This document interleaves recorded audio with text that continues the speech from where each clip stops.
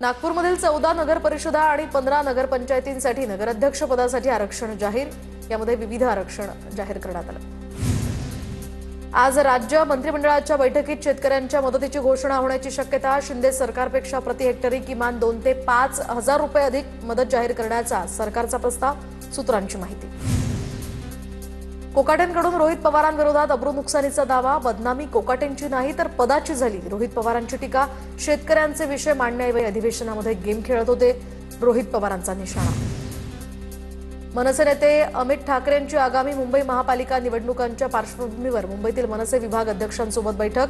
मनसे मुख्यालय राजगड या ठिकाणी 11 वाजता बैठकीचं आयोजन।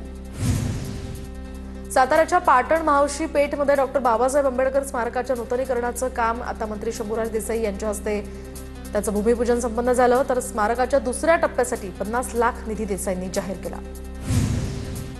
शिर्डीमध्ये नगराध्यक्ष पदाच्या आरक्षणावरून राजकीय फटाके फुटायला सुरुवात। शाळा सुटली, पाटी फुटली, आई मला दादांनी मारलं, अशा आशयाचे हे बॅनर्स। पुण्यातील श्रीमंत दगडूशेठ हलवाई गणपती ट्रस्टकडून पूरग्रस्तांना 1,25,00,000ची मदत। आज मुख्यमंत्री देवेंद्र फडणवीस यांना चेक सुपूर्द करणार।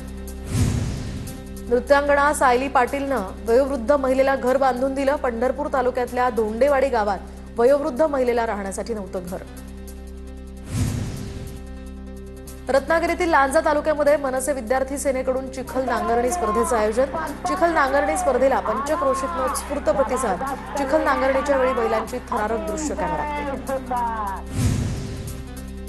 अमरावती जेलमधील अंडा सेलमध्ये कैद्याजवळ आढळला आयफोन, तर अमरावती मध्यवर्ती कारागृहाची सुरक्षा व्यवस्था पुन्हा एकदा चव्हाट्यावर।